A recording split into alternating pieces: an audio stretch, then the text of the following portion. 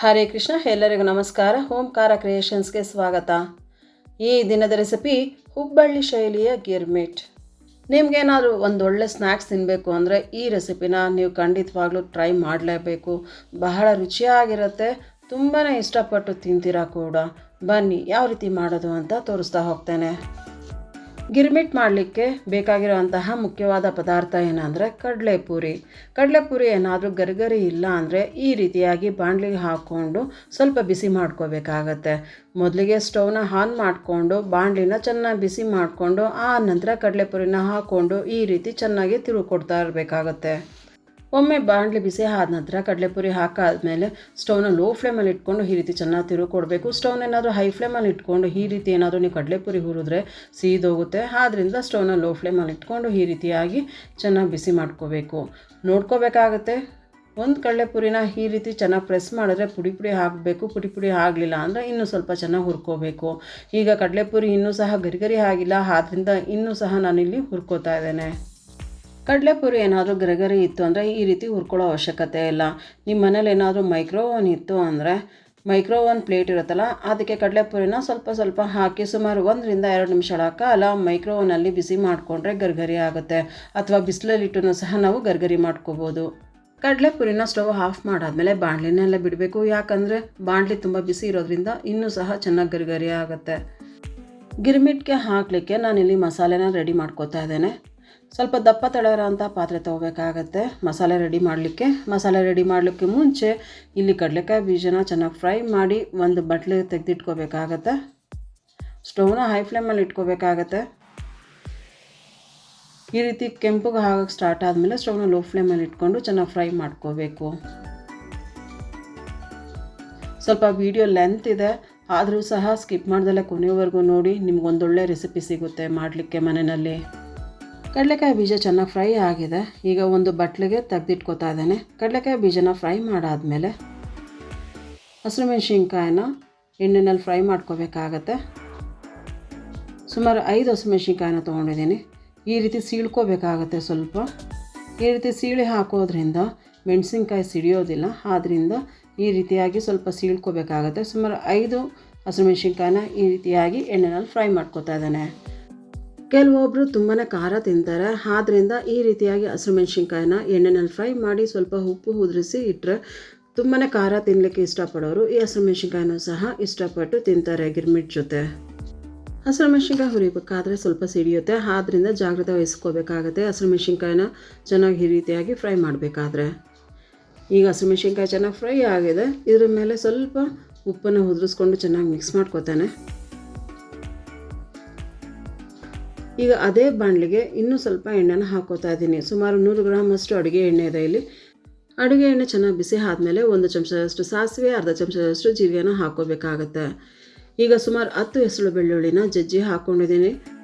ಸುಮಾರು 20 ಎಸಳಷ್ಟು ಕರಿಬೇವಿನ ಸೊಪ್ಪನ್ನು ಹಾಕ್ಕೊಂಡು ಲೈಟಾಗಿ ಫ್ರೈ ಮಾಡ್ಕೋಬೇಕಾಗತ್ತೆ. ಇದ್ರ ಜೊತೆಗೆ ಸಣ್ಣದಾಗಿ ಚಾಪ್ ಮಾಡಿರೋಂಥ ಹಸಿರುಮೆಣ್ಸಿನ್ಕಾಯಿ ಸುಮಾರು 10 ಹಸಿರುಮೆಣ್ಸಿನ್ಕಾಯಿನ ಹಾಕ್ಕೊಂಡಿದ್ದೀನಿ ಇಲ್ಲಿ. ಹಸಿರುಮೆಣ್ಸಿನ್ಕಾಯಿ ಹಾಕಾದ್ಮೇಲೆ ಈ ರೀತಿಯಾಗಿ ಲೈಟಾಗಿ ಚೆನ್ನಾಗಿ ಫ್ರೈ ಮಾಡ್ಕೋಬೇಕಾಗತ್ತೆ. ಆದಷ್ಟು ಖಾರ ಎಣ್ಣೆಗೆ ಬಿಡಬೇಕು, ಅಲ್ಲಿವರೆಗೂ ಸಹ ಚೆನ್ನಾಗಿ ಫ್ರೈ ಮಾಡ್ಕೋಬೇಕಾಗತ್ತೆ. ನಾನಿಲ್ಲಿ 1 ಬೌಲಷ್ಟು ಈರುಳ್ಳಿನ ಸಣ್ಣದಾಗಿ ಕಟ್ ಮಾಡಿ ಹಾಕ್ಕೊಂಡಿದ್ದೇನೆ.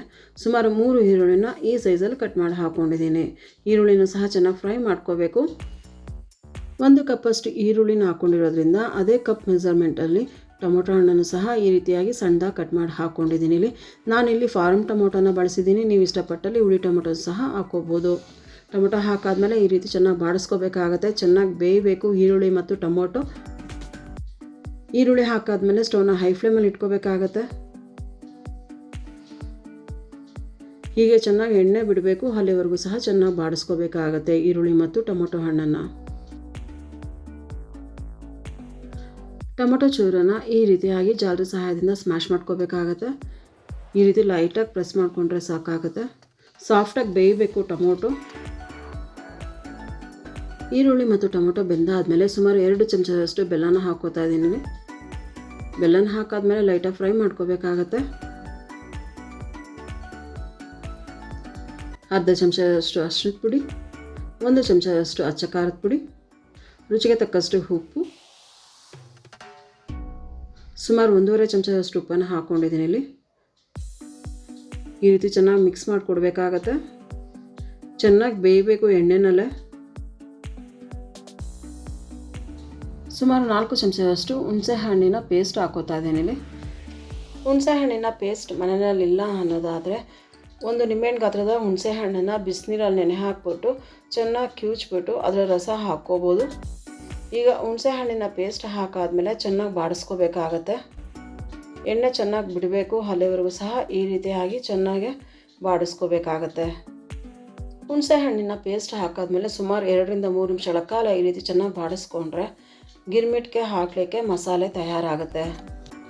ಮಸಾಲೆ ತಣ್ಣಗಾಗೋಷ್ಟರಲ್ಲಿ ಒಂದು ಮಿಕ್ಸಿ ಜಾರ್ಗೆ ಸುಮಾರು 2 ಹಿಡಿಯಷ್ಟು ಹುರ್ಗಡ್ಲೆನ ಹಾಕ್ಕೊಂಡು ಪುಡಿ ಮಾಡಿ ಇಟ್ಕೋಬೇಕಾಗತ್ತೆ. ಈಗ ಹುರ್ಗಡ್ಲೆ ಪುಡಿ ರೆಡಿ ಆಗಿದೆ. ಈಗ ಒಂದು ಮಿಕ್ಸಿಂಗ್ ಬೌಲ್ಗೆ ಸುಮಾರು ಅರ್ಧ ಲೀಟರಷ್ಟು ಕಡಲೆಪುರಿನ ಹಾಕ್ಕೊಂಡಿದ್ದೀನಿ ಇಲ್ಲಿ. ಸಣ್ಣದಾಗಿ ಕಟ್ ಮಾಡಿರೋಂತಹ ಟೊಮೊಟೊ ಹಣ್ಣನ್ನು ಹಾಕ್ಕೋಬೇಕು. ಸುಮಾರು 1.5 ಚಮಚದಷ್ಟು ಟೊಮೊಟೊ ಹಣ್ಣಿನ ಚೂರುಗಳನ್ನ ಹಾಕೋತಾ ಇದ್ದೀನಿ. ಸಣ್ಣದಾಗಿ ಹಚ್ಚಿರೋ ಅಂತಹ ಈರುಳ್ಳಿನೂ ಸಹ ಹಾಕ್ಕೊಂಡಿದ್ದೀನಿ ಇಲ್ಲಿ. ಸುಮಾರು 1.5 ಚಮಚದಷ್ಟನ್ನು ಹಾಕ್ಕೊಂಡಿದ್ದೀನಿ. ನೀವೇನಾದ್ರು ಇಷ್ಟಪಟ್ಟಲ್ಲಿ ಇನ್ನೂ 1 ಚಮಚ ಸಹ ಹಾಕ್ಕೋಬೋದು. ಈಗ ಸಣ್ಣದಾಗಿ ಕಟ್ ಮಾಡಿರೋಂತಹ ಕೊತ್ತಂಬರಿ ಸೊಪ್ಪನ್ನು ಸಹ ಹಾಕ್ಕೊಂಡಿದ್ದೀನಿ ಇಲ್ಲಿ.